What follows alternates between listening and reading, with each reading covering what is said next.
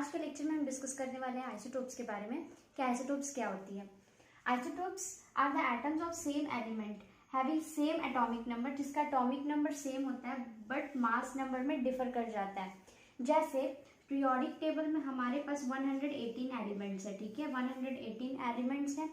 इसमें से सभी एलिमेंट्स के आइसोटोप्स नहीं होते, कुछ एलिमेंट्स ऐसे हैं जिसका आइसोटोप्स होता है, ठीक है। जैसे मान लीजिए हम एक एलिमेंट उठाते हैं, जैसे कार्बन, ठीक है, जैसे हम कार्बन एक एलिमेंट उठा लिए, इस एलिमेंट्स के बहुत सारे एटम्स होंगे, ठीक है, एक एलिमेंट्स के बहुत सारे एटम्स होते हैं, ठीक है, इस एलिमेंट्स के भी बहुत सारे एटम्स होंगे, ठीक है।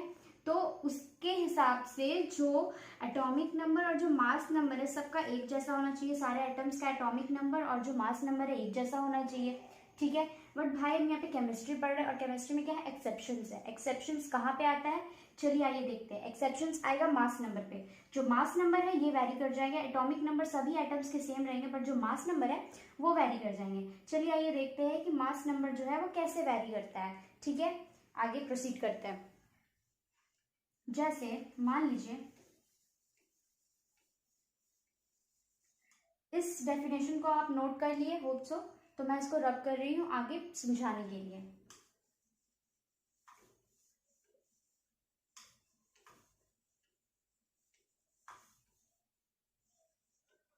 जैसे मान लीजिए हम लेते हैं फॉर सेम एलिमेंट के लिए, ठीक है, फॉर सेम एलिमेंट के लिए सपोज हमने लिया है x एंड y, जिसका हमने एटॉमिक नंबर दे रखा है 11 और 11, ठीक है। दोनों का हमने एटॉमिक नंबर जो है 11 और 11 दे रखा है फॉर सेम एलिमेंट के लिए। अब वो जो मास नंबर है, एक का हम दे रखे 22 और एक का दे रखे 24, ठीक है। तो ऐसा क्या डिफर करता है जिसमें से इसका मास में चेंजेस होती है और जो एटॉमिक नंबर है वो फिक्स रहती है। जैसे यहाँ पे बताती हूँ, जैसे मास नंबर क्या होता है, मास नंबर क्या होता है, number of proton plus number of neutron, ठीक है। एटॉमिक नंबर क्या होता है, नंबर ऑफ प्रोटॉन के बराबर होता है, ठीक है। तो हम लोग जानते हैं कि जो नंबर ऑफ प्रोटॉन है ये एटॉमिक नंबर के बराबर है और जो ये नंबर ऑफ प्रोटॉन है ये mass number is equals to number of proton plus number of neutron है, ठीक है। तो प्रोटॉन तो चेंज होगा नहीं, प्रोटॉन इसलिए नहीं चेंज होगा क्योंकि अगर प्रोटॉन चेंज कर देंगे, प्रोटॉन फिक्स रहता है, ठीक है, प्रोटॉन चेंज नहीं होता है। अगर प्रोटॉन चेंज कर देंगे तो ये तो is equals to atomic number के बराबर है, तो एटॉमिक नंबर तो is equals to number of proton है, तो वैरी करेंगे नहीं। चेंज कहाँ होगा, नंबर ऑफ न्यूट्रॉन चेंज कर जाएगा इसका, ठीक है। इसीलिए नंबर ऑफ न्यूट्रॉन चेंज कर जाएगा, इसीलिए मास जो है उसका वो चेंज हो जाता है। अब कैसे नंबर ऑफ न्यूट्रॉन चेंज करेगा यहाँ देखते हैं। तो हमने atomic number for same element के लिए x एंड y के लिए 11 और 11 दे रखा है दोनों के लिए, और जो मास नंबर है ये एक का 22 दे रखा है, एक का 24 दे रखा है। अब चलिए फॉर्मूला लगाते हैं फॉर x के लिए, फॉर x के लिए अगर हम फॉर्मूला लगाते हैं वही, और फॉर y के लिए, ठीक है, अगर हम फॉर्मूला लगाते हैं तो mass number is equals to क्या हो जाएगा, number of proton plus number of neutron, ठीक है, number of proton plus neutron. तो जो मास है एक का 22 दिया हुआ है, ठीक है, is equals to 11 plus neutron, तो न्यूट्रॉन कितना आ गया, 11 आ गया, ठीक है। इस केस में न्यूट्रॉन 11 आ गया, इस केस में भी अपना वही फॉर्मूला लगेगा, प्रोटॉन प्लस न्यूट्रॉन। इसमें कितना है 24 माइनस 11 न्यूट्रॉन, कितना आ गया 13 आ गया, ठीक है। तो देख लिया हमने नंबर ऑफ न्यूट्रॉन वैरी कर गया जिसके वजह से इसकी मास चेंज हो जाती है, ठीक है। इसलिए हम बोलते हैं कि इसका मास नंबर चेंज रहता है और एटॉमिक नंबर सेम होते हैं। ऐसे एलिमेंट्स को हम बोलते हैं आइसोटोप्स, ठीक है। चलिए हम आगे प्रोसीड करते हैं और कुछ आइसोटोप्स के बारे में जानते हैं कि कितने आइसोटोप्स होते हैं, ठीक है। हाइड्रोजन जैसे हो गया, कार्बन हो गया, क्लोरीन हो गया, ये सभी के आइसोटोप्स के बारे में डिस्कस करते हैं कि किसके कितने आइसोटोप्स होते हैं। चलिए आइए मैं इसको रब कर रही हूँ, ठीक है। तो चलिए लाइटर एलिमेंट्स हाइड्रोजन के बारे में बात करते हैं कि हाइड्रोजन के कितने आइसोटोप्स होते हैं। हाइड्रोजन के 3 आइसोटोप्स होते हैं, कौन कौन होते हैं चलिए यहाँ बात करते हैं। पहला है प्रोटियम, दूसरा है ड्यूट्रियम, तीसरा है ट्राइटियम, ठीक है,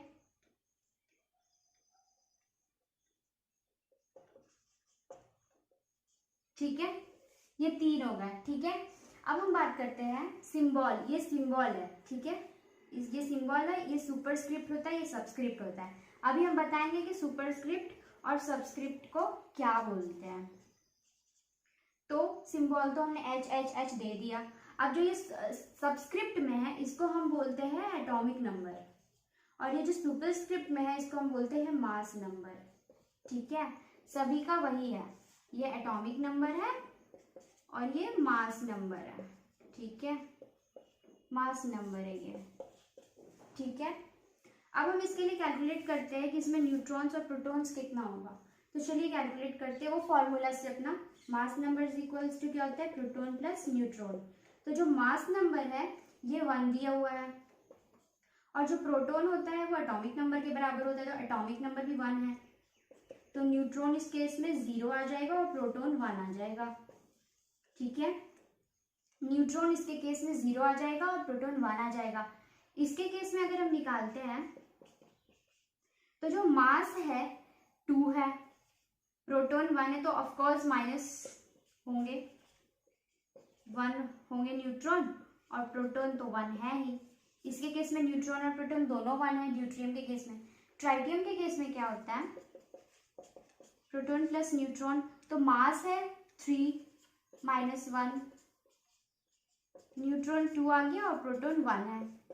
इसके केस में न्यूट्रॉन 2 है और प्रोटॉन 1 है। तो यहाँ देखा ये जा रहा है कि जो प्रोटॉन है वो तो सेम है, वैरी क्या कर रहा है, न्यूट्रॉन वैरी कर रहा है।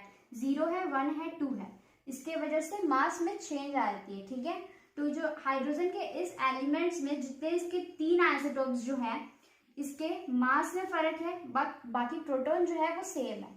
ठीक है, तो ये हो गए हाइड्रोजन के आइसोटोप्स। ठीक है, 3 आइसोटोप्स होते हैं। अब आगे बात करते हैं कार्बन के आइसोटोप्स के बारे में। ठीक है, चलिए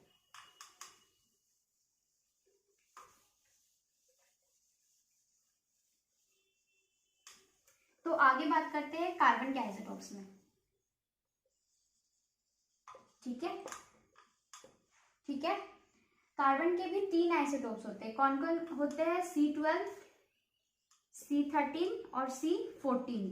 ठीक है, कार्बन का तो Z है जो कि number of proton atomic number है, वो सबस्क्रिप्ट वाला ये Z है, एज हमने बताया था कि जो एटॉमिक नंबर है। ठीक है, ये तो सबके सेम ही होंगे क्योंकि एटॉमिक नंबर प्रोटॉन नंबर होता है। ठीक है, ये मास नंबर है 12, 13, 14। अब चलिए इसमें हम देखते हैं कि कितने नंबर ऑफ प्रोटॉन और कितने नंबर ऑफ न्यूट्रॉन है। तो हम अपना वही फॉर्मूला लगाएंगे, mass number is equals to proton plus neutron. तो जो यहाँ मास है ये 12 दिया हुआ है। ठीक है, प्रोटॉन कितना है, 6, तो इस केस में न्यूट्रॉन 6 है और प्रोटॉन भी 6 है। तो C12 के केस में क्या देखा हमने, न्यूट्रॉन भी 6 है और प्रोटॉन भी 6 है। C13 के बारे में बात करते हैं। ठीक है,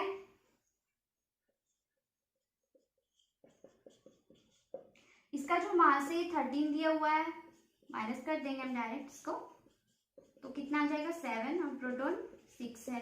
इस केस में देख रहे हैं कि न्यूट्रॉन 7 है और प्रोटॉन 6 है। इससे ऐसे नहीं तो इससे इसको डायरेक्ट माइनस भी करेंगे तो आपका न्यूट्रॉन निकल के आ जाएगा कि न्यूट्रॉन कितना है। इस केस में न्यूट्रॉन 6 आया है, इस केस में न्यूट्रॉन 7 आया है, बाकी प्रोटॉन तो सबका बराबर है। ठीक है, अब इस केस में देखते हैं क्या होता है।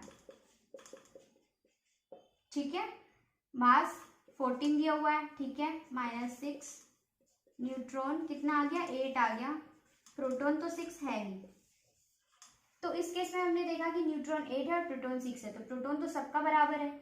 डिफर कहाँ आया, न्यूट्रॉन में। अब जब न्यूट्रॉन में डिफर आया तो इसका मास चेंज हो जाएगा, इसलिए ये आइसोटोप्स है, कार्बन के 3 आइसोटोप्स होते हैं। ठीक है, अब चलिए बात करते हैं क्लोरीन के आइसोटोप्स के बारे में।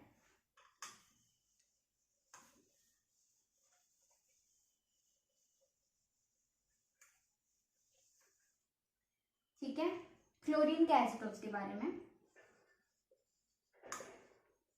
ठीक है, तो क्लोरीन का जो एटॉमिक नंबर होता है वो 17 होता है, और ये 35 एक है और एक 37 है।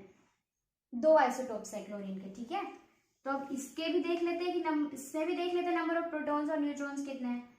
तो अपना वही फॉर्मूला लगेगा, mass number is equal to proton और न्यूट्रॉन। मास कितना दिया हुआ है 35, प्रोटॉन में माइनस हो जाएगा, न्यूट्रॉन कितना आ गया 18 आ गया, और प्रोटॉन कितना है 17 है। इस केस में न्यूट्रॉन 18 है और प्रोटॉन 17 है। इस केस में देखते हैं वही फॉर्मूला लगेगा, ठीक है।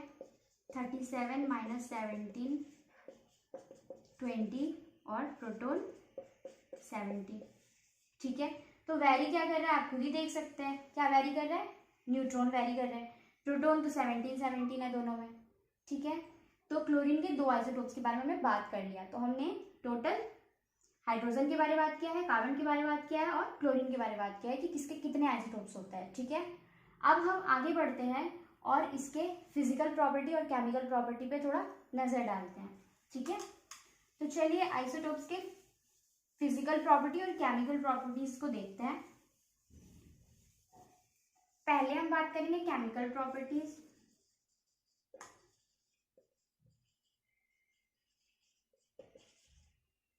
आइसोटोप्स के जो केमिकल प्रॉपर्टी है ये सेम केमिकल प्रॉपर्टीज होते हैं, ठीक है। They have same chemical property as well as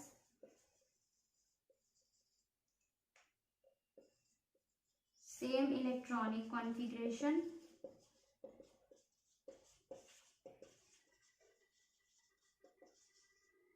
and hence same valency।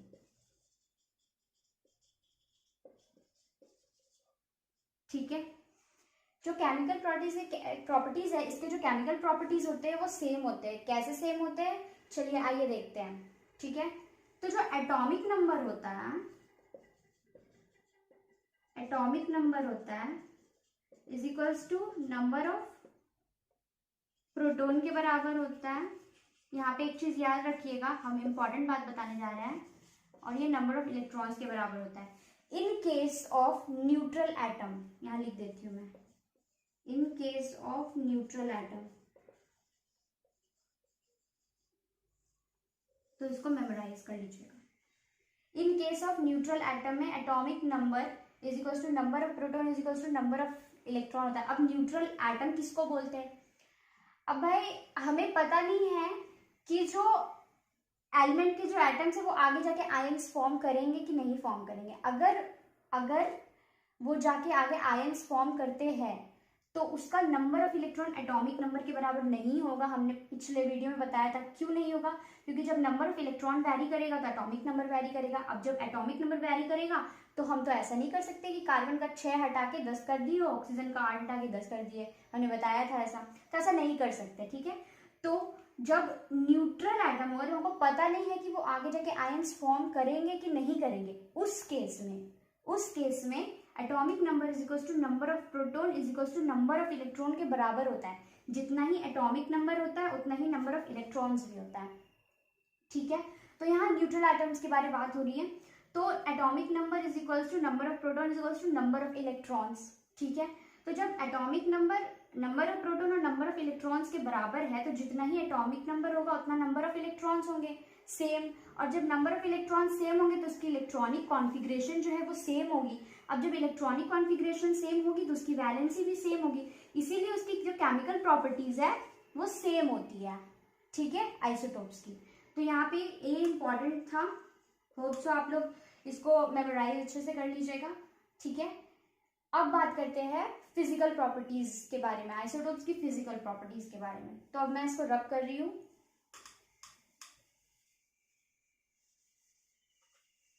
तो आइसोटोप्स के फिजिकल प्रॉपर्टीज के बारे में, ठीक है। आइसोटोप्स का फिजिकल प्रॉपर्टीज जो है वो चेंज हो जाता है, वो सेम नहीं रहता है क्योंकि उसका मास चेंज हो जाता है, ठीक है।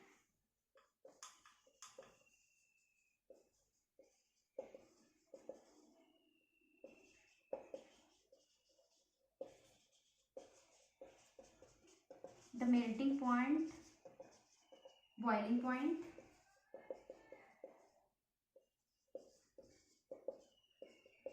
density all will change।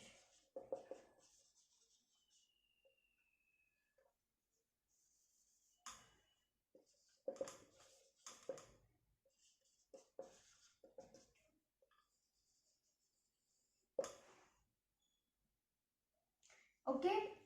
तो जो आइसोटोप्स की जो फिजिकल प्रॉपर्टी है, इसका जो मास में डिफर होने के कारण इसकी जो बॉइलिंग पॉइंट है, मेल्टिंग पॉइंट है, इसकी डेंसिटी है, ये सभी चेंज कर जाएंगे। ठीक है, कैसे चेंज करेंगे चलिए देखते हैं। मास नंबर क्या होता है? मास नंबर क्या होता है? Mass number is equals to number of proton plus number of neutron. ठीक है, नंबर ऑफ प्रोटॉन और प्लस नंबर ऑफ न्यूट्रॉन, ये होता है। ठीक है, तो जो मास नंबर है इसका नंबर ऑफ प्रोटॉन तो बदलेगा नहीं, क्योंकि प्रोटॉन ही तो एटॉमिक नंबर है। अगर यही बदल जाएगा तो फिर हम एलिमेंट से कैसे सिग्निफाई करेंगे कौन सा एलिमेंट्स, कार्बन, ऑक्सीजन, हाइड्रोजन कौन सा है। ठीक है, तो मास नंबर में नंबर ऑफ प्रोटॉन तो वैसे भी बदलेगा नहीं, चाहे वो मास नंबर हो चाहे वो atomic number, number of proton उतना ही रहता है। ठीक है, जितना कि उसका एटॉमिक नंबर होता है। सपोज अगर ऑक्सीजन का 8 है तो उसका नंबर ऑफ प्रोटॉन्स भी 8 ही होंगे। ठीक है, अगर कार्बन का 6 है तो उसके नंबर ऑफ प्रोटॉन्स भी 6 ही होंगे।